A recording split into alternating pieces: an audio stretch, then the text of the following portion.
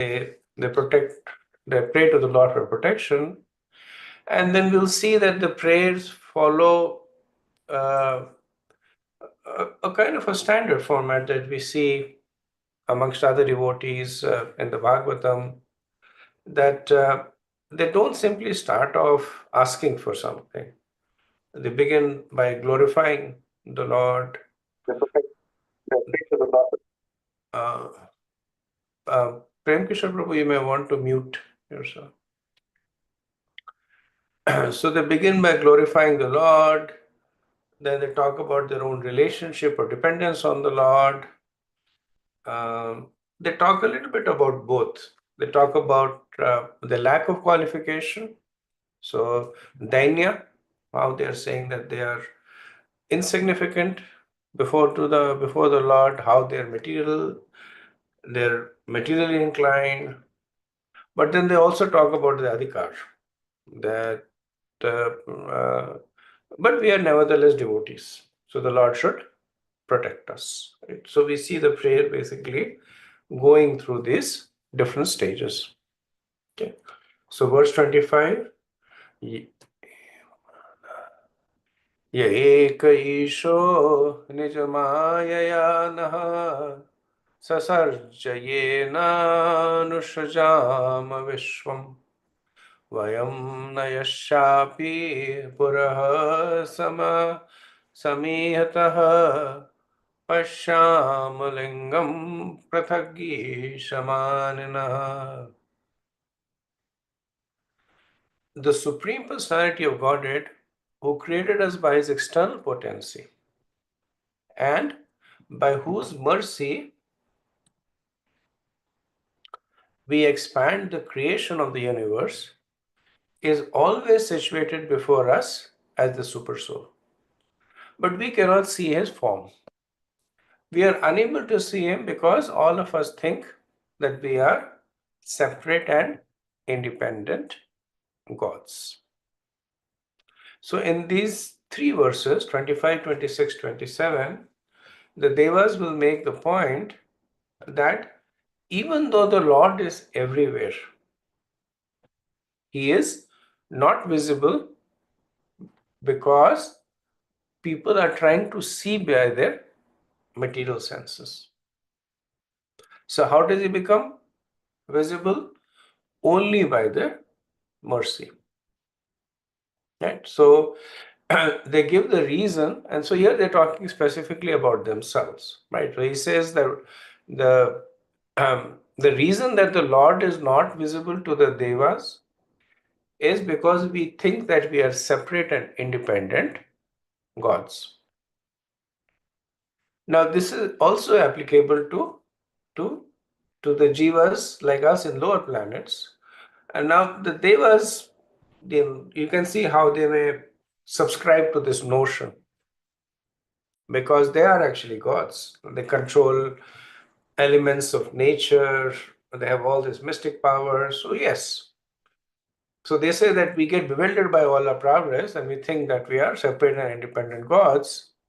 But even the conditioned jivas in the lower planets, they may lack these opulences, but they still think that they are separate and independent gods.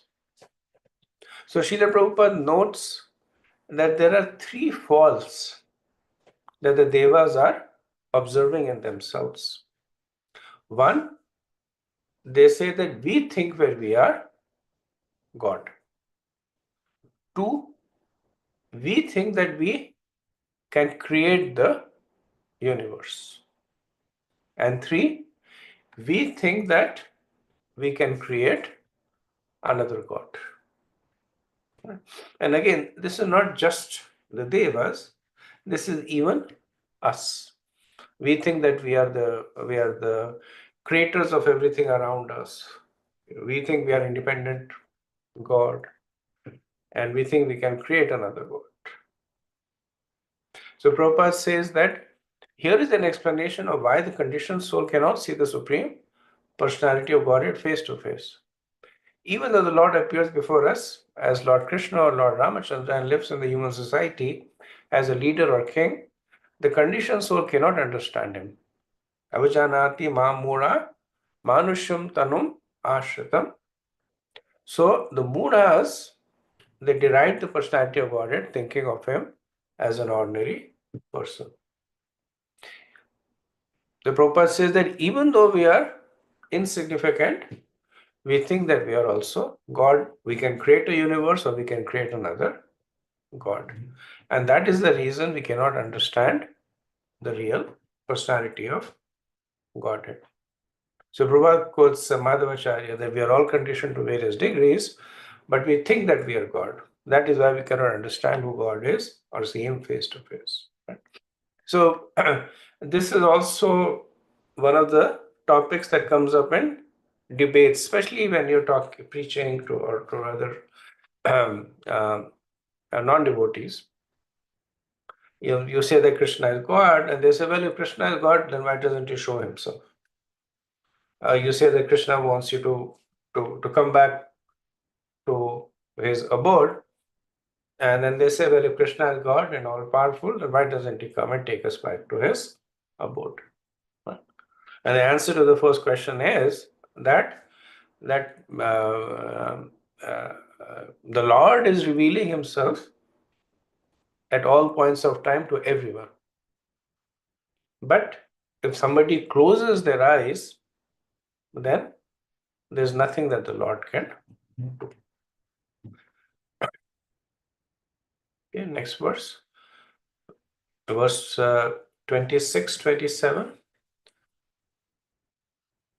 Yona saptane bhrisham maradyamana devarshi tiryan shunityeva Kratavataras swamayaya Kritvatmasat pati yuge yuge cha Tammeva devam vayamatmadevatam Param pradhanam purusham vishwamanyam Vrajam sarve sharanam sharanyam Swanam sanodashrati mahatma.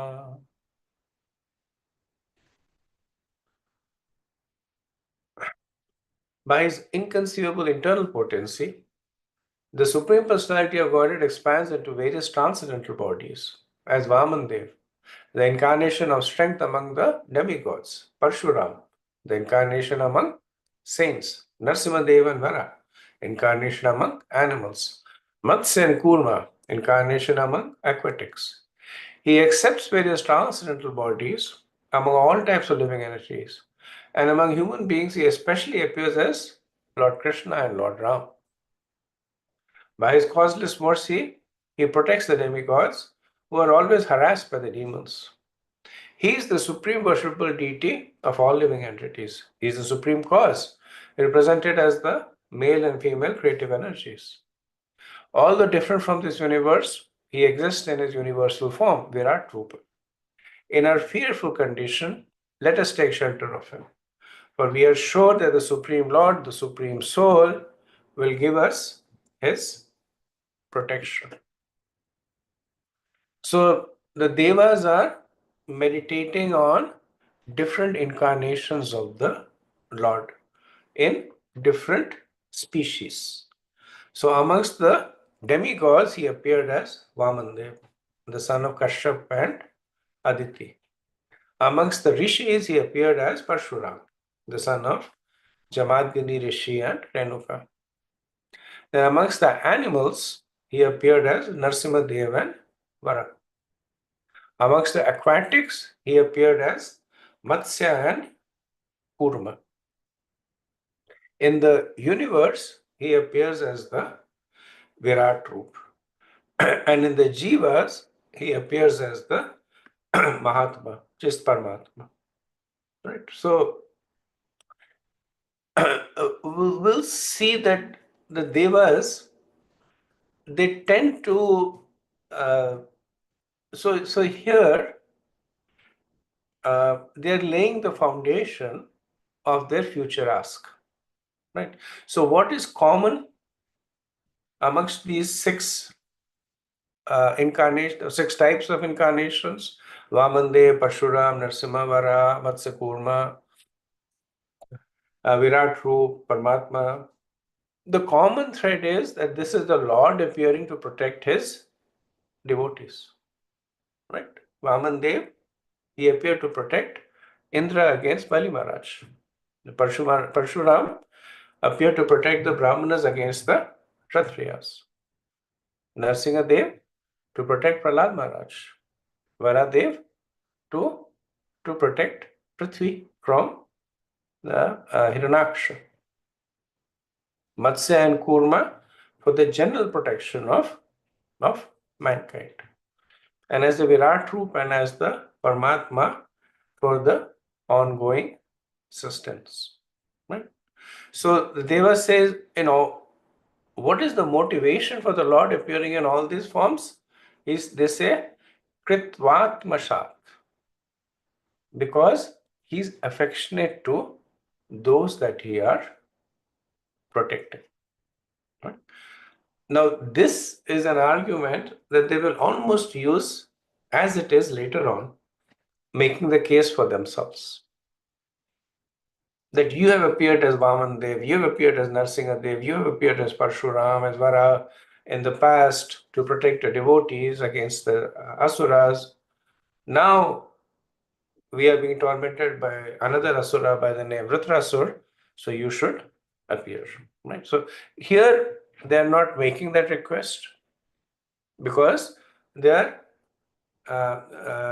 establishing the basis. Here they are glorifying the quality of the Lord to protect his devotees. And then later on they'll say that because you have that quality, we are asking you to continue to protect us. So Srila Prabhupada comments also how the Lord is the cause of the universe. So he says that Sridhar Swami in his commentary Bhavartha Deepika replies to the idea that Prakriti, material energy of the Lord, and Purusha, Jivas, are the cause of the cosmic manifestation. As stated here in Param Pradhanam Purusham Vishayam Anayam. He is the supreme cause represented as the male and female creative energies. Male and female means Purusha and Prakriti. So Srila Prabhupada then gives various references, and interesting to see here Prabhupada tends to, because most of the points stated over here are basis of Vaishnava theology. So Srila Prabhupada uses these opportunities to help us in our preaching and also to drive home the point. So he gives collaborative references from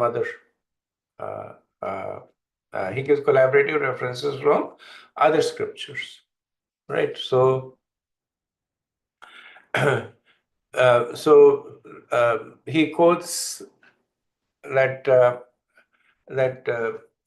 Naradya Puran, Avikaropi Parmaha Prakritestu Vikarini Ani Pravashya Govinda Prakratis Cha Vidayate.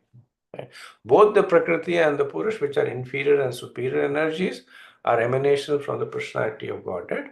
As explained in Bhagavad Gita, the Lord enters the Prakriti and then Prakriti creates the different manifestations. So this is a verse talking about the relationship of the Lord with Prakriti. Then Bhagavad Gita 10.8, right? Aham sarvasya prabhu matata sarvam pravartate iti mat bhajante mam buddha bhav samanvata, that I am the source of all material and spiritual worlds. And then Prabhupada quotes Bhagavatam 2.9.33, where the Lord says, Aham evasam evagre, only I existed before the creation. So this is one of the Chaturshloki verses of the Bhagavatam. And then it is confirmed in the Brahman Puran that to generate the universe, the Lord acts indirectly as the Purush and directly as the Prakriti. because both energies emanate from Lord Vasudeva, the all-pervasive personality of Godhead. He is known as both Prakriti and Purusha. Therefore, Vasudeva is the cause of everything, Sarvakaran, Karana. Right? So, same point that was made earlier, Srila Prabhupada is making it more elaborately with references to other scriptures. The point that is being made is that the Lord is the cause of everything. Everything means that if you look around in this universe, there are only three things. There is the Supreme Lord, there is the Jiva, and then there is the Prakriti or the material nature. And the Supreme Lord is the cause of the other two, the Purusha and the Prakriti. Okay. Verse 28. Sri Sukuvacha Iti Tesham Maharaja Suranam Upatistatam Praticham Dishya Bhudavi Shankachakra Gadadhara. Sri Sukadeva Goswami said, "My dear king, when all the demigods offered him their prayers, the Supreme Personality of Godhead, Lord Hari, carrying his weapons, the conch shell, disc, and club, appeared first within their hearts and then before them." So, the prayers of the Devas are in two parts. The first part is praying for the Lord to appear, and the second part is after the Lord has appeared. So, where is the other situation where the Lord first appears in the heart and then externally? We see that in the case of Dhruva Maharaj. Right? That Dhruva Maharaj was meditating about, and the Lord appeared in his heart, and then the Lord disappeared.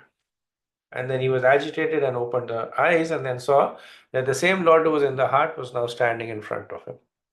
Right? And um, here there is not much commentary, but in Dhruva Maharaj's pastime, this particular aspect is very extensively commented by the acharyas.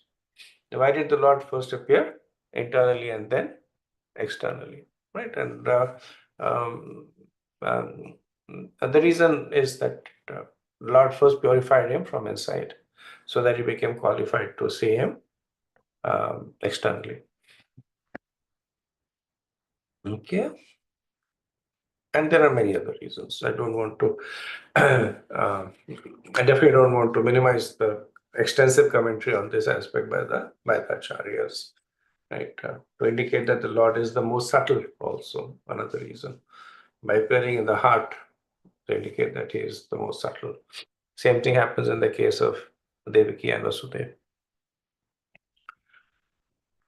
Okay, so we'll move on to verse 29 and 30.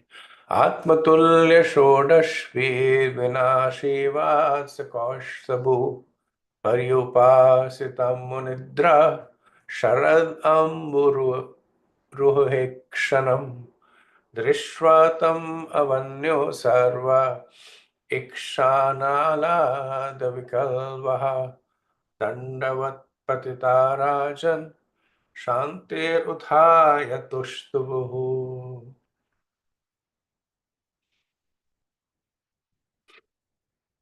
Surrounding and serving the Supreme Personality of Godhead Narayan were 16 personal attendants, decorated with ornaments and appearing exactly like him, but without the mark of the Shivats and the Kastub jewel. O king, when all the demigods saw the Supreme Lord in that posture, smiling with eyes like the petals of lotuses grown in autumn, they were overwhelmed with happiness and immediately fell like rods offering dandavats.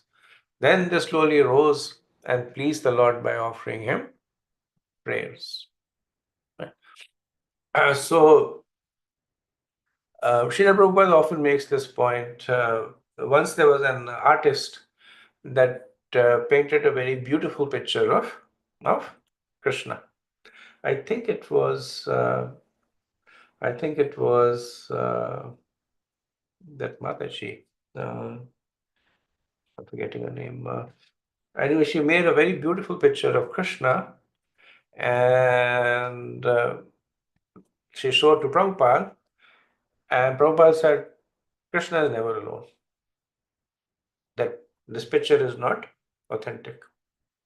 So she became like very disturbed, like she was almost like to the point of crying because she had spent a lot of time making that picture.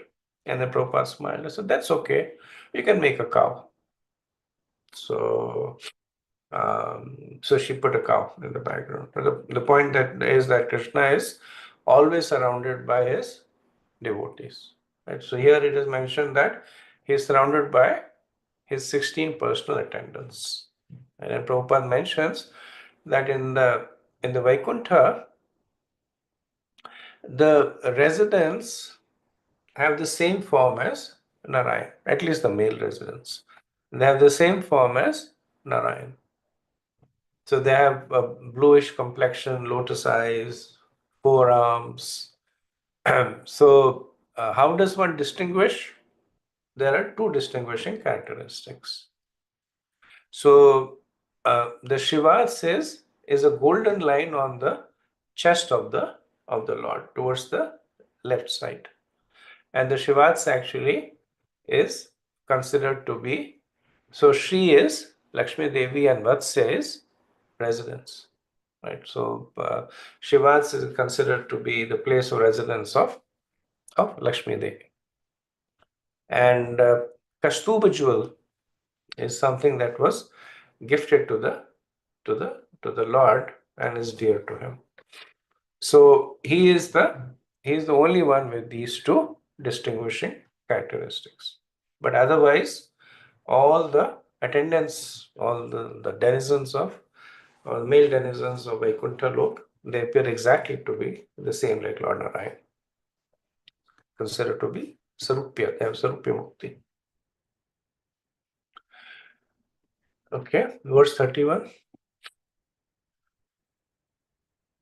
श्रीदेवोचुः नमस्ते यज्ञवीर्याय वयसे उत ते नमः नमस्ते हयस्तचाक्राय नमः सुपरोहूत्यते. The demigod said, O Supreme Personality of Godhead, you are competent to give the results of sacrifice, and you're also the time factor that destroys all such results in due course. You are the one who releases the chakra to kill the demons. O Lord, who possesses many varieties of names, we offer our respectful obeisances unto you. So, the mood of the devas in this prayers we will see is expressing their exclusive devotion to the Lord. Right? So they are saying that why should the Lord be considered as the only object of worship? Because he alone is the cause of either creating or giving results or not giving results. Right? So the Lord gives the results of the sacrifice, yeah, Yakiviraya, such as Swarga. So, so what are the four things that the devas are offering respect to the Lord? So, Viryaya. So, Viryaya means that only the Lord has the ability to give results. So, everybody else who appears to be giving result derives that power from the Lord. But ultimately, it is only the Lord who has the ability to give results. And then they say that the Lord is Vayase. Vayase means that only the Lord has the ability to destroy the results. So what form of the Lord destroys result? The form of the Lord as Kala Chakra, as time. So only the Lord can give results, only the Lord can destroy results. Then the third thing that they're glorifying the Lord is that he throws his chakra, protecting his devotees and killing the the demons. And the fourth reason they offer respects is that the Lord is non-different from his name. The sound incarnation of the Lord has the same potency as the Lord himself, that is unique to the Lord. So, Srila Prabhupada gives this example that you can say water, water, water, but your thirst will not be quenched. Because bhinvat nama namina, there is a difference between the name and the named. But when you say Krishna, Krishna, Krishna, then your bhakti will be nourished because abhinvat nam namina. Because the Lord is unique in that way that he is nicely invoked with the names. Okay. Verse 32. Yatte gatinam tishnam ishitu paramam padam narvachino visargasya dhatar vedtam marati. O Supreme Controller, you control the three destinations: promotion to the heavenly planets, birth as a human being, and condemnation in hell. Yet, your supreme abode is Vaikuntha. Since we appeared after you created this cosmic manifestation, your activities are impossible for us to understand. We therefore have nothing to offer you but our humble obeisances. So, Vishnu Chakravarti says that after the last verse, in which the Devas are talking about the Lord being transcendental to matter, the Lord might say that why are you praying to me to obtain insignificant things like Swarga? Why do you not ask for permanent things like Vaikuntha, which is full of bliss?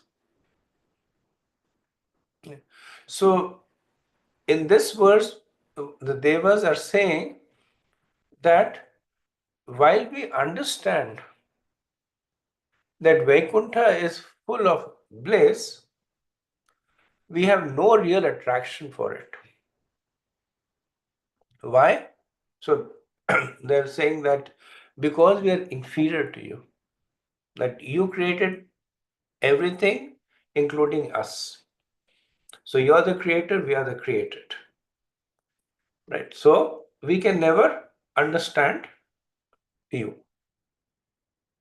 And because they were created in this cosmic manifestation, the Devas are implying that that's the only thing we have experience of. We have no experience of Vaikuntha. That's why we have no attraction for it. So when the Devas say we have nothing to offer you but our humble obeisances, they are talking from a platform of humility. That we don't understand things beyond our perception. We don't understand you. We don't understand your abode. So when it says that we don't have an attraction to your abode, it also means that we don't have full attraction to you. But we have attraction to the material world. So Deva says, what do we know? We know nothing. So in that mode, all that we can offer you is our humble obeisances. So Vishwanath Chakravarti gives the example of a cow that eats grass and produces milk. Since the milk is produced by the cow after it has experienced grass, it has no attraction to milk, even though it is superior to grass. And so the cow first eats grass and then produces milk. Now the milk is superior to grass, but but the cow's experience is with the grass, not with the milk. So similarly, the Deva's experience is with the material world, not with the spiritual world, even though the spiritual world is superior. Prabhupada in the purport says that an inexperienced man generally does not know what to beg from the Lord. Everyone is under the jurisdiction of the created material world, and no one knows what benediction to ask when praying to the Lord. People generally pray to be promoted to heavenly planets because they have no information of Vaikuntha Lok. Then he quotes a verse from Madhvacharya that there are different planetary systems known as Devalok, planets of the demigods, Pitralok, planets of the Pitas, Niraya, the hellish planets. When one transcends these various planetary systems and enters Vaikuntha Lok, he achieves the ultimate resort of the Vaishnavas. Vaishnavas have nothing to do with the other planetary systems. And so, Madhvacharya talks about the opposite view of the Vaishnavas. Just like the materialists have nothing to do with the spiritual planets, the Vaishnavas have nothing to do with the material planets.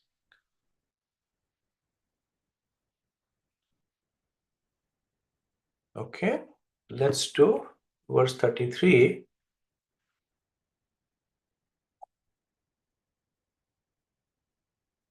So this verse is actually in prose. Om Namaste-stu Bhagavan Narayana Vasudevadi Purusha Mahapurusha Mahanubhava Parma Mangal Param Kalyana Param Karunik Keval Jagat Adhara Lokeknath Sarveshwar Lakshminath Paramhamsa Parivrajakahi Param Paramenatma Yoga Samadhina Paribhavita Parishputa Paramhamsya Dharmenudgati Gatita Samakapate Dware Chite Chite Pavritatmaloke Swayam Upalabdha Nija Sukhana Bhavo Bhavan.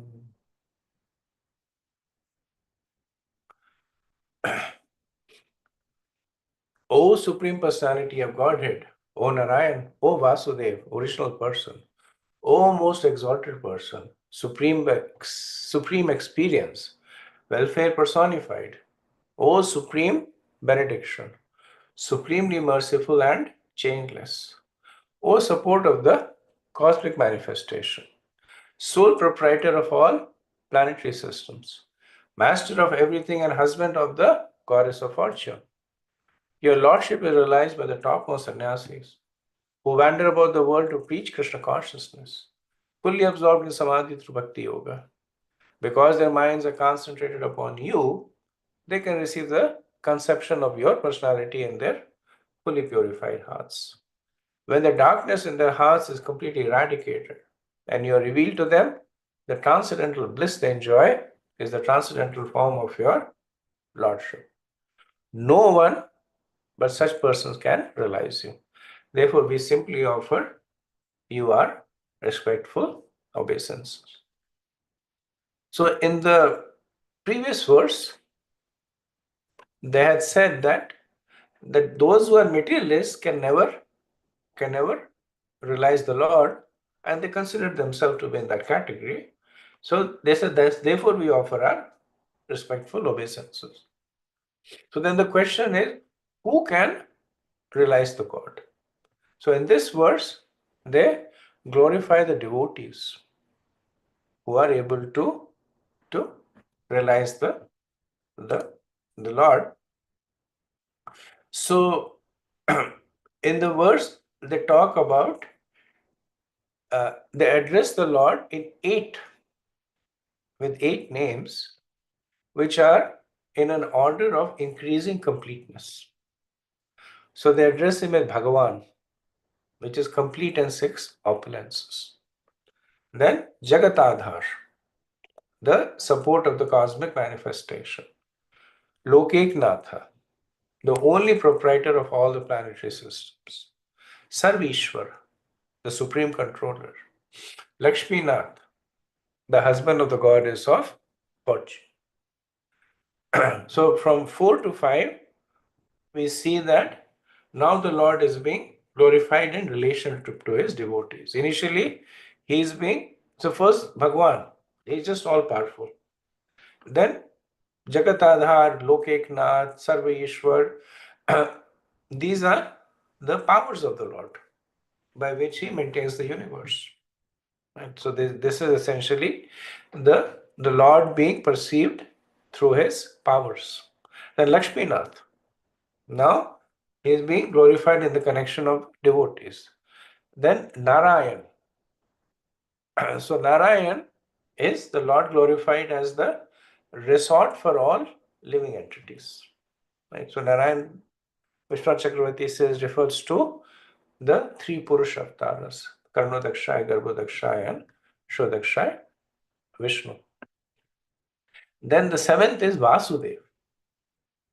Right? So now we come to Vasudev, who is still more personal.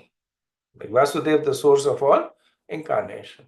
And finally, then they address the Lord as Sri Krishna Adi Purusha, as the original form of the Lord.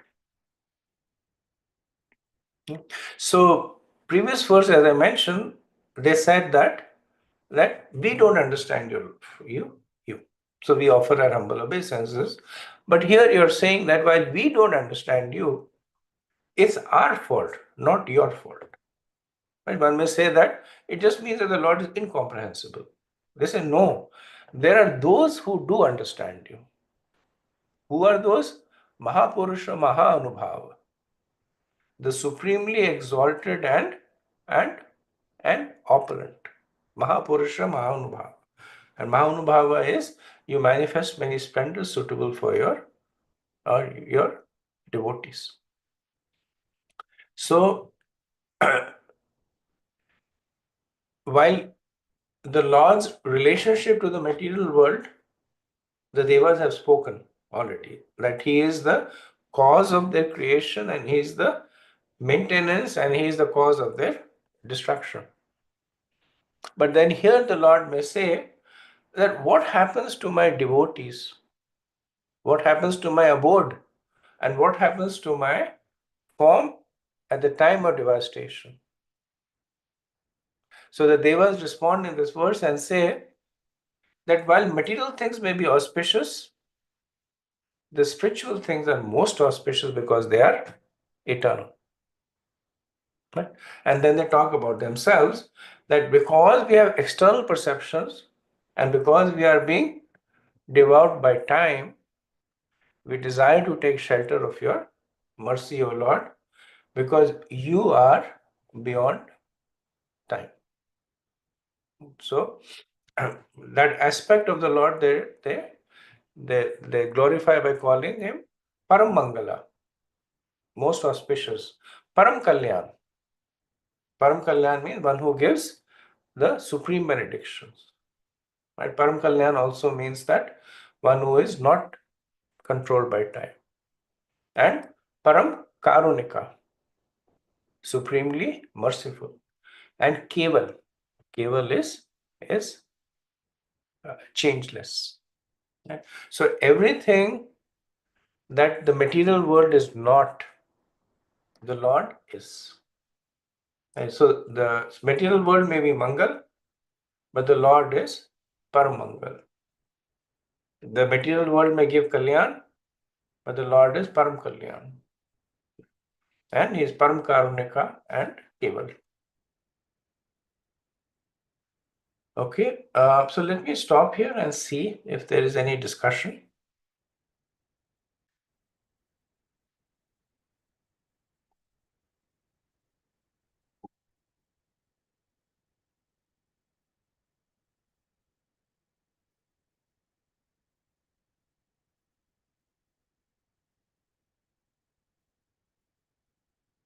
If not, then we can continue with verse 34. This is also in prose. Duravabodhiva tavayam vihar yogo yadarshano sharira idam anavekatistama samavaya atma anaeva vikriyamanena sagunam magunaha srajasi pasiharasi. O Lord, you need no support, and although you have no material body, you do not need cooperation from us. Since you are the cause of the cosmic manifestation and you supply its material ingredients without being transformed, you create, maintain, and annihilate this cosmic manifestation by yourself. Nevertheless, although you appear engaged in material activities, you are transcendental to all material qualities. Consequently, these transcendental activities of yours are extremely difficult to understand. So the devas here are reconciling two apparently contradictory aspects of the Lord. Right? So one is that he is eternal, spiritual, unchangeable, and the second is that he's intimately associated with the material world. He is creating, he is maintaining, and he is annihilating it. And he is fully engaged in this material activities. And then they reconcile it that although you appear engaged in material activities, you're transcendental to all material qualities, right? But then they say, easier said than understood. They say that very difficult to understand. And then how you create, maintain, and destroy without being impacted yourself. So, Krishna is beyond the gunas, right? He's called Atmaram, enjoying in Vaikuntha. And he is fully active in the material realm, like material, maintaining, creating, destroying. So that Krishna is engaged in these temporary activities. Why are they temporary? Because the product is temporary. When Krishna creates the material universe, it is temporary. It will stay for some time and go, right? So the Devas say difficult to understand how the eternal being is engaged in temporary activities. And they try to explain. So because Krishna has no shelter, which means that he is not dependent on anybody or anything, but everything is dependent on him. And he has no bodily action. So then Vishwanath Chakravarti says that one may challenge the Devas and say that, but the Shrutis say that the Creator has a form with 1,000 heads. And so this is the verse in Purusha Sukta, right? Om Sahasra Sirasa Purusha Saharsaksha Saharsapad Sabhumim Vishwato Vritva Atyatishthad Dasangulam. So Sahasra Sirasa Purusha, but you have 1,000 heads, Saharsaksha Saharsapad, 1,000 eyes and 1,000 feet. So the understanding is that because Krishna is fully spiritual, even though the material activities are performed by him, he is not affected by it. So Deva says that if one accepts this Vivartavad, so Vivartavad means this explanation then it is not astonishing that the Lord is without transformation, since the transformations are illusory. But if one does not accept this Vivartavad, then one will be bewildered by the activities of the Lord. So what is the Vivartavad? That even though the Lord is performing material activities, he is not affected by it. So the Deva is saying, if you just accept this hypothesis, right, then it is easier to understand the Lord. But if you don't, you will always be bewildered. So in the Bhagavatam 8.3.15, so this is Gajendra praying to the Lord, saying that, my Lord, you are the cause of all causes, but you yourself have no cause. Therefore, you are the wonderful cause of everything. I offer my respectful obeisances unto you. So the astonishing aspect is that the Lord is the cause of transformations, but is without transformation. He is the cause of gunas, but he is without gunas. Right? So Vishnu Chakravarti gives with an example that when a potter creates a pot, then firstly he uses his own mode of passion. Mode of passion is working impedance, creative impedance. Then he uses mud and creates a pot, which is mode of ignorance, because it is non-sensient. Right? And using these two, he transforms clays and other material. So because the doer, the action, and the result, they're all three are material, the transformation happens. So when the potter creates the pot, there's a transformation in him. There may be pride in him, I created such a wonderful pot. There may be dismay in him that I created such a horrible the pot. And then he takes mud and transforms it into the pot. So that's another transformation that happens. Right? So the doer, the medium, and the result, they're all subject to transformation. The Lord is doing the same thing. That he's taking the Mahatattva. And just like the potter uses it to create pots, the Lord takes the Pradhan or the Mahatattva and he creates universes from it. But the difference is that there is no transformation in the Lord. There is no pride in him for creating it. There is no regret in him for destroying it. There is no fatigue in him for maintaining it. And that, the Deva says, is astonishing. So Srila Prabhupada, so purport, it's a wonderful purport. Because so none of these things are in any way new. For those who have read the Bhagavad Gita, who have arrived to this point in the Bhagavatam, all this has been spoken many times. It's being repeated for emphasis.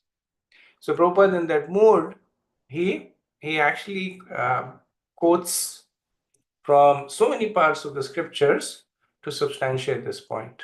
Right. So the first point he talks about is that the Lord is the cause of everything. And he quotes 1.1.1 Bhagavatam, Janmadhyasya. So everything is coming from the Lord. And then he quotes Bhagavad Gita 10.8, Matata Sarvam Pravartate, that everything emanates from me. Right? So first set of quotes, that everything is coming from the Lord. Second, Srila Prabhupada, he quotes Ishopanishad. Right? Purnasya Purnamadaya Purnameva Vashishyate. That even though complete wholes are emanating, the original complete whole remains unchanged. Right? The third point he makes is because of this, because he is the source of unlimited emanations. because everything emanates from him, and because he still remains unchanged, he is Ishvara Parama Krishna. He is the Supreme Personality of Godhead. So then one might say, but this is very difficult to understand, confusing. So then Prabhupada quotes Bhagavad Gita 15:15. Vedesisya sarve raham eva vedya. That, yes, difficult to understand with the mind, but easy to understand through the Vedas. Because Krishna himself is saying that I am to be known by the Vedas. And then Sarvagamanaya Maharnavaya, that just like all the rivers flow into the ocean, all the Vedic knowledge flows into Krishna. Okay, so now you see Prabhupada has given quotes that Krishna is the cause of everything. Even though he creates everything, he remains unchanged, which is why he's glorified as the personality of Godhead. But he's so subtle that he can be only known through Shastra Chakshu. So what does it mean? Prabhupada comes to the fifth point, that everybody is recommended to take shelter of him. So one might say, everybody? Prabhupada said, yes, akamu sarvakamu va. So he quotes Bhagavatam 2:3-10. That whether you are free of desires, full of desires, or desiring liberation, take shelter of Krishna. So then one may say that when people with these different conceptions take shelter to Krishna, what does Krishna do? So Prabhupada gives the sixth point, that as they approach Krishna, Krishna responds to them with the same mood. Apadhyante tam statheva bhajamya aham. This is Bhagavad Gita 4:11. Then Srila Prabhupada makes the penultimate, the seventh point is that despite all this potency of the Lord, that he's creating everything, he's remaining unchanged, he is Sachidananda Vigraha. And so he has a form that is made of knowledge, eternity, and bliss. So the conclusion is Sarvadharman Parityaje Mamekam Sharanam Vraj. The conclusion is that one should abandon all varieties of religion and take shelter only in Krishna. So this is a wonderful purport. One can actually almost write a book on this, or one can give a class on this, because Prabhupada very expertly, he takes us in a scientific way as to why we should worship Krishna. And every point he gives scriptural references. Okay, so we are at almost time. We have a couple of minutes. So I'll stop over here, see if anybody has any concluding thoughts.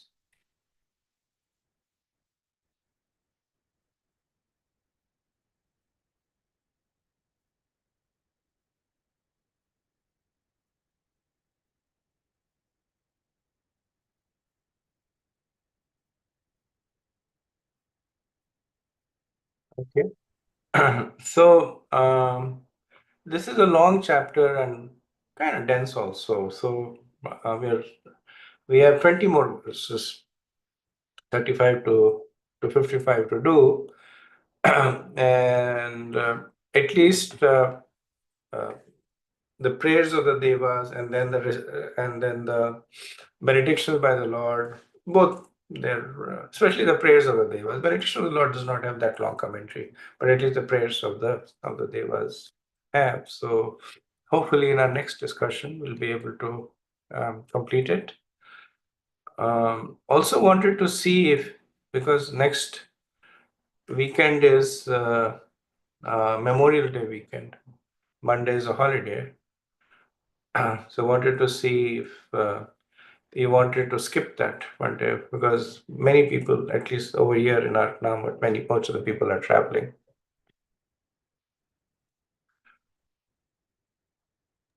Yes, Prabhu, we'll be traveling. Actually, I'll be getting Guru Maharaj. Yes, sir. You'll be also traveling. Yeah. Yeah, I think most of the people will either be traveling or returning from the travels. There. So we'll not have a class next Monday. Have a class the Monday after that. Okay. वाञ्छकल्पतरुभ्यश्च कृपा सिन्धुभ्य एव च पतितनाम पावनेभ्यो वैष्णवेभ्यो नमो नमः। अनंत कोटि वैष्णविंद की जय, शिला प्रभुपाद की जय, निताय गौर प्रेमानंदे, हरि हरि बोल। Hare Krishna. Thank you so much. Thank you, Prabhu. Hare Krishna. Thank you.